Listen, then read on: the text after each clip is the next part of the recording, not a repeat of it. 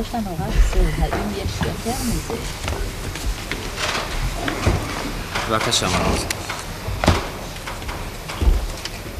ועתה, כבוד השופטים, על המחנות. And now about the camps. I have already spoken of the character and quality of the Nazi concentration camp as a medium to consolidate the dictatorship and to terrorize the opponent so as to break him or to bring him round. There were hundreds of concentration, collection and transit camps in Germany and the occupied territories. Insofar as the Jews were concerned, all of them had a single aim, their utter destruction. And even if the Nazis had not introduced direct extermination methods, it would not have taken long for the ghetto and labor camp inmates to die of starvation, exhaustion and disease. But the final solution was not to be kept waiting, and extermination camps were therefore erected. In the other camps, such as Mauthausen, Bergen-Belsen and Dachau, thousands and tens of thousands also perished as a result of the planned maintenance of a way of life which was bound to kill. In these camps, too, as in Bergen-Belsen, Eichmann had control over all matters pertaining to Jews, and we shall submit evidence to prove it. In these opening remarks, however, I wish only to dwell on those special camps known as extermination camps, which were from the very start constructed to implement the final solution and in which millions of Jews met their deaths.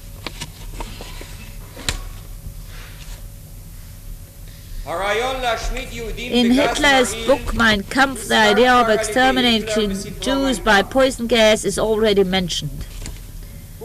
He wrote that if 12 to 15,000 Jews had been poisoned during the First World War,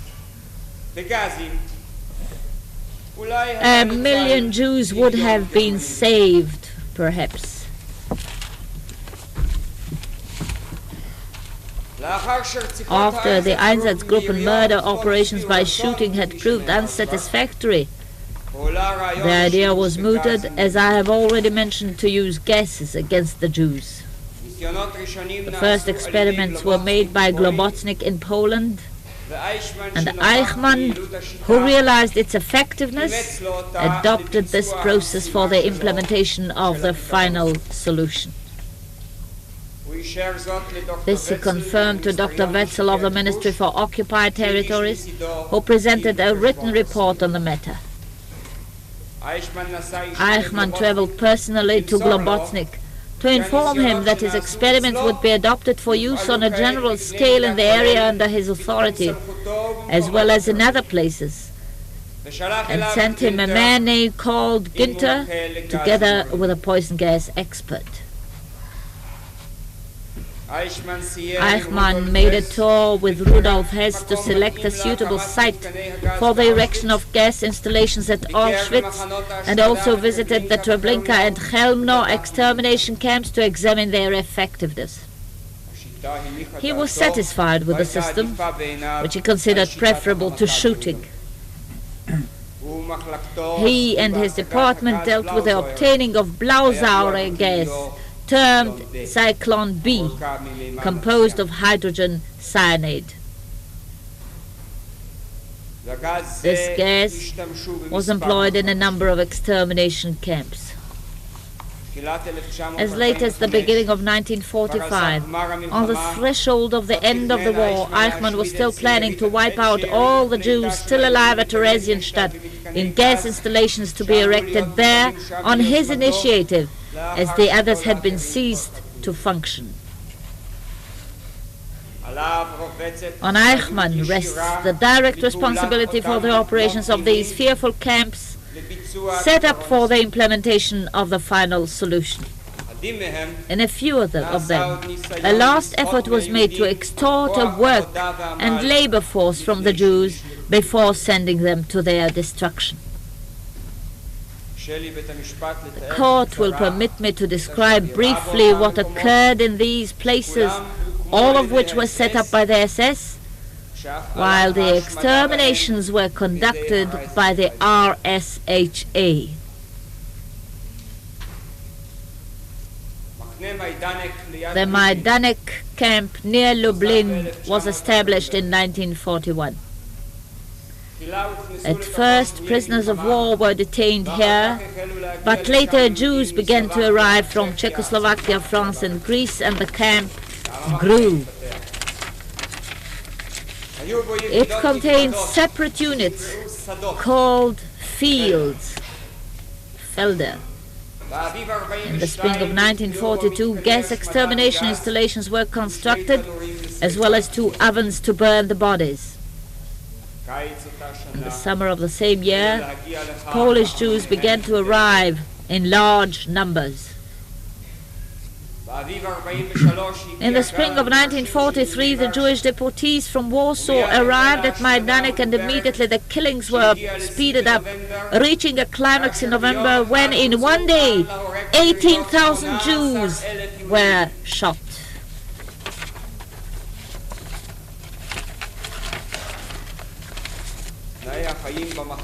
Conditions in the camp, even without taking into account the installations for direct executions, were so arranged that the prisoner was bound to perish, whether from hunger, disease, or pure physical exhaustion. The food provided was about 1/3 of the necessary minimum. The clothing left the prisoner exposed to the mercy of the elements. Quarters were drafty huts, each housing 500 people or more, 2 to a mattress. The work in which the prisoners were employed until being killed was in itself a means of extermination, designed to destroy the body. The same purpose was pursued by cruelty and beating during work, and the employment of men in labors having no possible utility. No wonder the garments and mattresses of the prisoners were perpetually teeming with lice, bugs and insects. Tuberculosis and typhoid abounded. The Majdanek cure for typhus was execution by shooting. The sick people would undergo selection. Anyone capable of running before the selection committee was spared for the time being. Those who stumbled were removed for immediate killing. On rainy and stormy days, the prisoners were deliberately ordered to eat in the open. During parades, the sick and the dying were instructed to lie in the mud and snow. Jewish prisoners were brought in their tens of thousands to the gas chambers without even undergoing registration or selection. The women's hair was shorn, gold teeth extracted. Evidence was later found confirming that 9 crates of gold and valuables were dispatched to the Reich from Majdanek. The death rate in the camp was frightful. Some 180 people a day. Children died like flies. The selection procedure at the Majdanek camp was as follows. Males to the right, females to the left, children and old folk to the center. Mothers who clung to their children were separated by the lash. You will hear the evidence of a woman who obstinately refused to let go of her baby.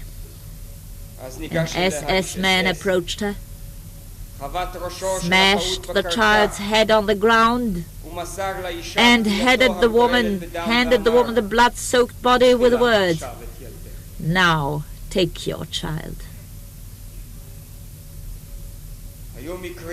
There were cases when babies were torn apart by the bare hands before the very eyes of the mothers who went out of their minds in horror. In Majdanek, there was only one place where the children were treated kindly. At the entrance to the gas chambers, each one was handed a sweet.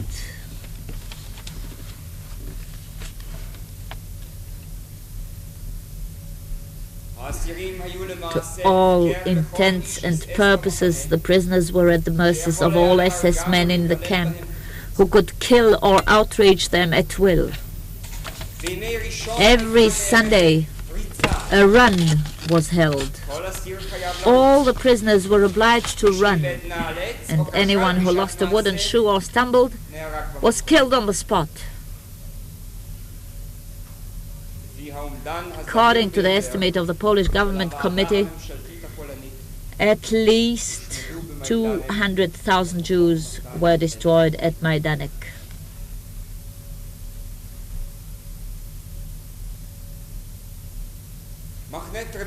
The Treblinka camp was set up in the Warsaw district, in an isolated region close to a small Polish village. It was in existence during 1942-1943. Years after the Germans themselves had destroyed the camp in November 1943, domestic items, clothing and suitcases were still left scattered about the place. It was still possible to find in the area mounds of sand intermingled with human ashes and bones. Here, camouflage devices were employed on the threshold of the camp. A sham railway station was built, with signboards indicating an imaginary restaurant, transit points to other stations, a waiting room, signals, and the like.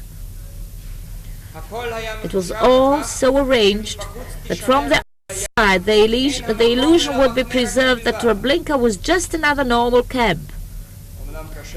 But it was difficult to cling to this illusion for any length of time. Waiting at the station stood SS men and the Ukrainian police, who would lash out at the arrivals with whips to get them to alight from the coaches.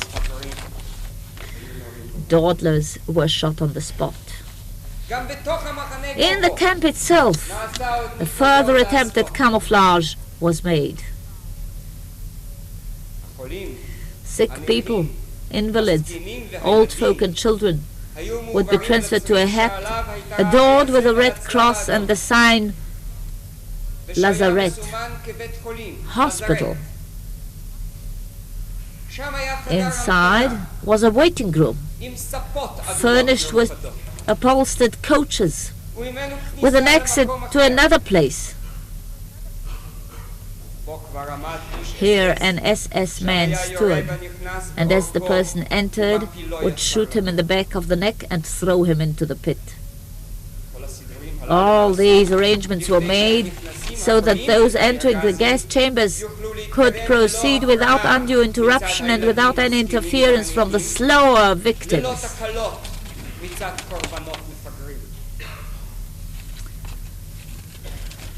The bodies of those who had died en route in the wagons or had been killed on arrival were also thrown into the lazarette.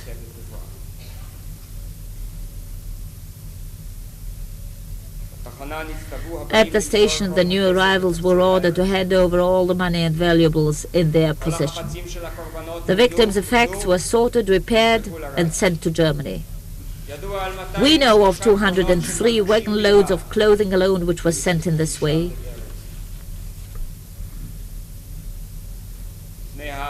Before the killing, the women's hair would be clipped, and the remaining belongings of the candidates for execution were pillaged. The hair was placed in sacks and sent to Germany. Males were then ordered to undress and chased into the gas chambers to the accompaniment of beatings and blows from rifle butts. Thus they were herded inside, naked, their hands above their heads, so that more people could be squeezed into the chamber. A hatch was then closed. The engine was switched on, and the poison gas killed them. Here too, when the chamber doors were opened, the gold teeth were extracted, once the gas fumes had dispersed, and the bodies flung into pits. Later on, installations were constructed to burn the bodies. There is one case of a man who was thrown into the death pit while still alive.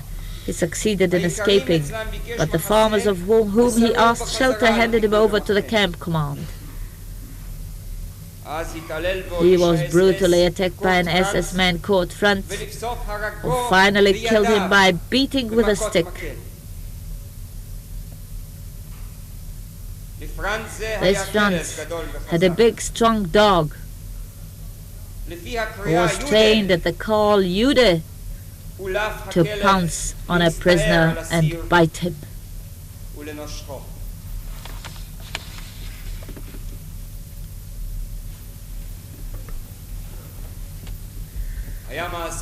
There was a case of a transport of Jews from Grodno who resisted entering the gas chambers. One of them even threw a grenade at the murderers' Ukrainian assistants. Immediately, deadly fire was opened up, and the Jews were chased fully clothed into the extermination chambers.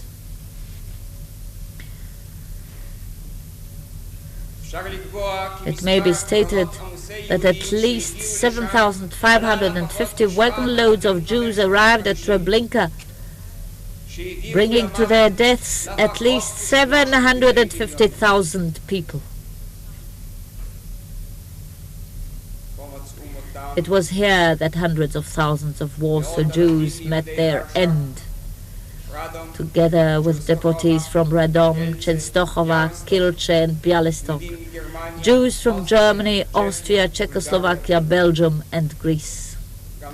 Old people from Theresienstadt were sent to Treblinka for extermination. Secret preparations for an uprising were made in Treblinka. The ringleader was a physician, Dr. Chorądziecki, on whom the Germans found a sum of money intended for the mutineers. The doctor knew what to expect and immediately swallowed poison. The murderers made strenuous efforts to revive him so that they might torture him to death. Franz forced open his mouth with a knife, poured water down his throat, and began jumping on his stomach in his jackboots. But Dr. Chorądziecki was already dead, and the SS butchers had only his corpse on which to pour out their venom.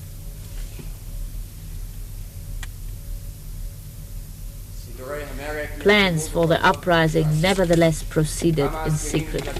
A number of prisoners joined forces succeeded somehow in stealing a small amount of arms, and on August the 2nd, 1943, attacked the guards, who included SS men and Ukrainians. In spite of deadly fire, a number of people succeeded in breaking through the wire fence and escaping. One of the mutineers was Rudolf Masaryk, apparently a nephew of the famous Thomas Masaryk, who out of his love for his Jewish wife had followed her to the death camp.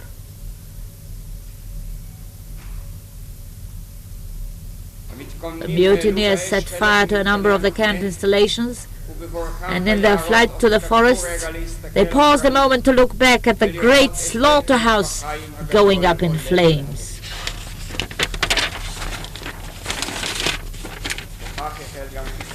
This incident marked the beginning of the dissolution of the camp, and in November 43, its operations ceased entirely. The Germans plowed over the area and settled Ukrainians on the site.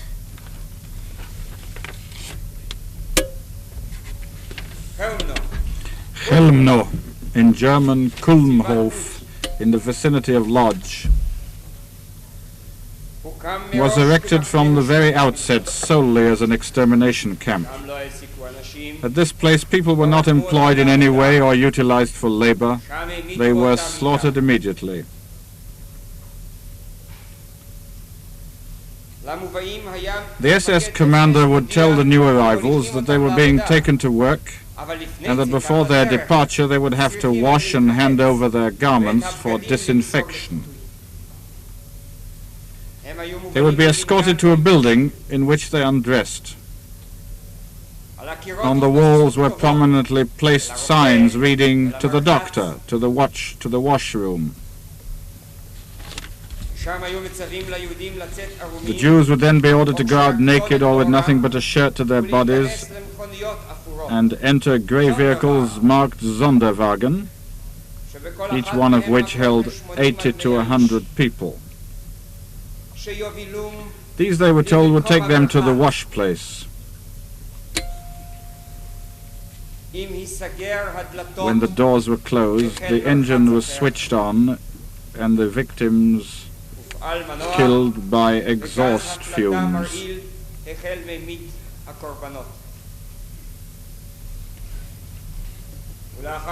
Once the screams had died down, the vehicle moved off to the nearby forest, where Jewish forced laborers, Waldkommando, would remove the bodies. After the teeth had been extracted and the rings removed, they would throw the bodies into pre-prepared pits. The Waldkommando worked with their legs in chains. They were put to death from time to time, and new forced laborers chosen from the transports.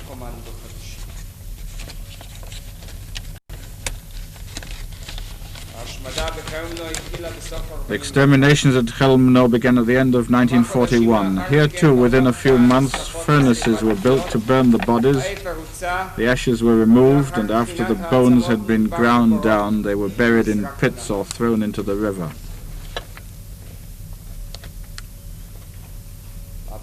In April 1943, the extermination camp ceased operating and the furnaces were demolished. But in 1944 it became apparent that the work was not yet completed.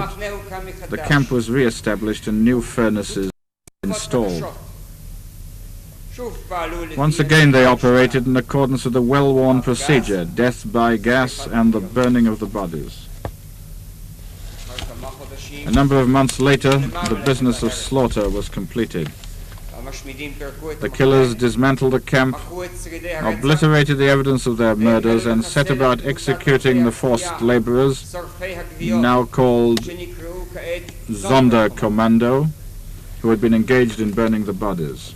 A few of them resisted, and 2 succeeded in escaping. 2 of the only 4 survivors of this camp who were left alive to tell the world of its horrors.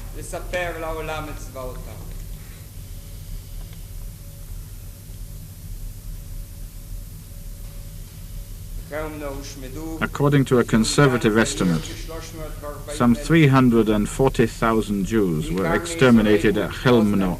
These were mainly from the Lodz area, Posen and Warsaw, in addition to Jews from Germany, Austria, France, Luxembourg and Holland, who had passed through the Lodz ghetto. Here too the effects and clothing were looted. On January 9, 1943, the German People's Winter Aid Campaign wrote to the German administration of the Lodz ghetto complaining that a part of the clothing sent from Chelmno had not been adequately cleaned and that the Jewish badge had not been removed from one of the coats. Since the garments were intended for German settlers, so the communication stated, such neglect was not to be tolerated, as it brought discredit to the Winter Aid Campaign. Das Winterhilfswerk damit in Misskredit kommt.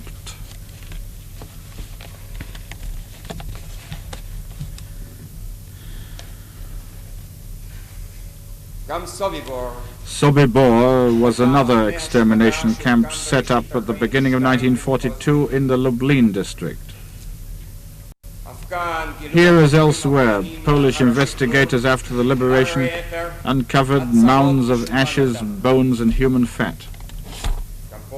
Here too there were gas chambers and installations for burning the bodies. You will hear evidence of how the barbarians brutally treated their victims. People who begged for a drink of water were taken to the public lavatories and smeared with feces. Here too you will hear of dogs which were set on people to tear them to pieces, of punitive parades when the unfortunate victims were ordered to pass between rows of whip-wielding SS men and Ukrainians. Sobibor was a terminal for large transports, and according to the estimate of the Polish authorities, at least 250,000 Jews were exterminated there. The men and women were stripped naked and led in single file in long rows to the gas chambers. As in other places, the old people and children were shot separately, so as not to get in the way of those marching to the gas chambers. Sobibor was the grave of Jews from Poland, Holland, Czechoslovakia, Austria and France. Here too the familiar process of plundering the belongings, extracting the teeth and clipping the hair was repeated. Sobibor was also the scene of an uprising. In October 1943, a few hundred prisoners escaped to the forests after a number of Jewish workers employed in the camp mutinied, succeeded in getting hold of arms and killed some of the SS men. Following the uprising, the camp was dismantled and the Jews were taken directly to the giant extermination chambers. At other times they were screened. Those capable of work were placed in the slave camp and the others sent to their deaths. The workers were employed in the IG Farben factory or manufactured hand grenade parts in the Krupp armament works, known here as Union. They worked in other enterprises as well, in mines, in the fields and in the forests. From those firms to which the workers were consigned for labor, the camp command used to receive 6 marks a day, prisoners' maintenance amounting to 30 pfennig. Before death, profit was made out of the sweat of Jewish toil. But labor promised life, so people tried to appear healthy, to stand upright, to swell out a lean breast, to raise their heads, to act as if there were nothing wrong with them. Otherwise, Dr. Mengele would point his finger to the left during the selection parade, and to the left meant death, the fate of 500 people was decided in these greetings in about a quarter of an hour.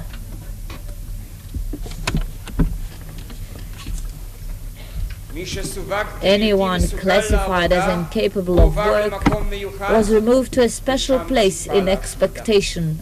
But the secret of these atrocities has been laid bare, and we must fulfill the dying injunction of an anonymous poetess who wrote before being put to death in Auschwitz.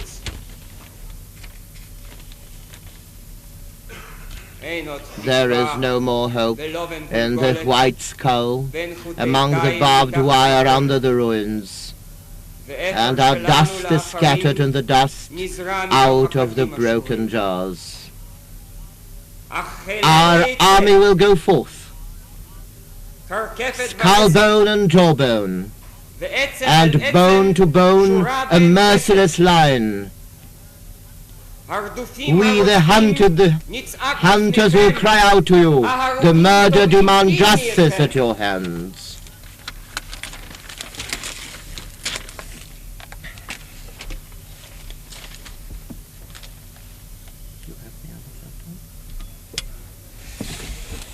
So have you.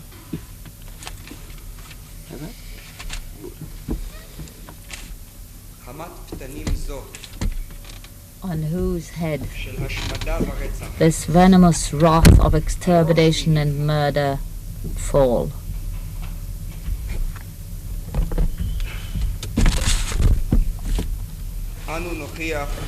We shall prove that the Jewish people was bereaved of many millions, certainly close to 6 million people.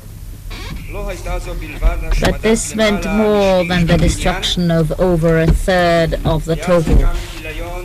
It meant the extinction of those Jewish communities which represented the most important element in the nation from the point of view of inspiration and national consciousness, creative power, cultural and spiritual resources, devotion to the Jewish people and its values.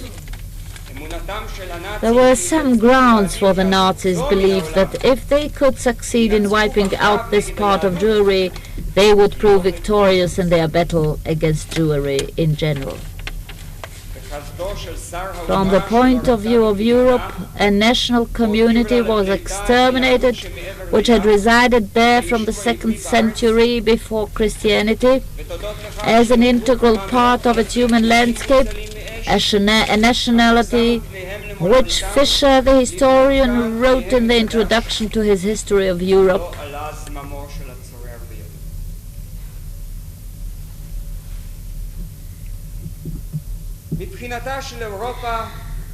And since this was part of the landscape, and I quote Fischer, as the sunshine of religious toleration spread through Central and Western Europe, the Jews were admitted to civic rights. The hospitality of the Christian state was amply repaid in noble contributions to art, science, and literature. Unquote.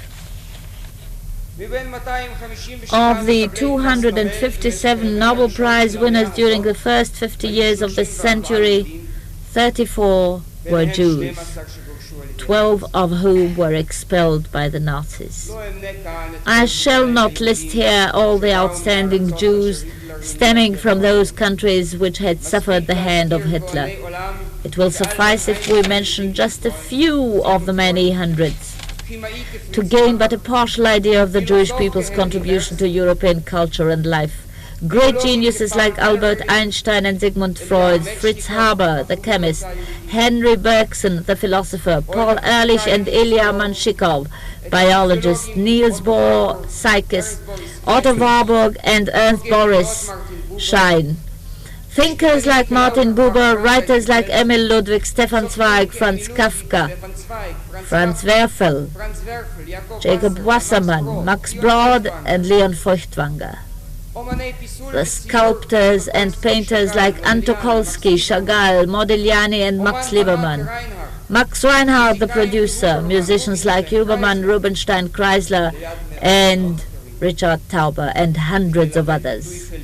The associations between Jewry and Germany comprises a tragic chapter in human annals.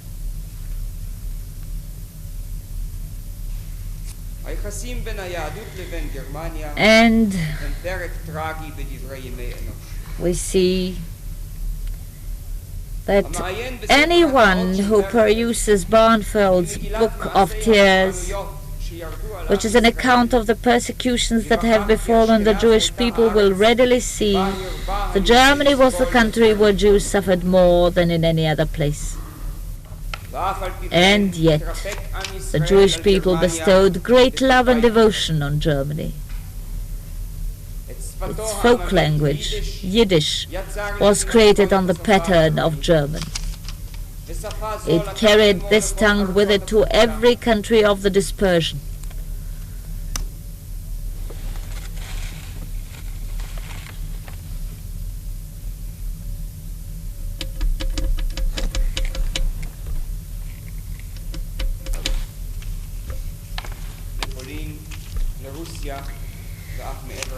To Poland, Russia, and across the seas.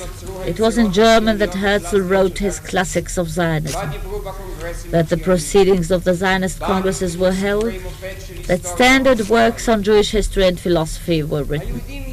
In other European countries, Jews also settled down and attained positions of honor.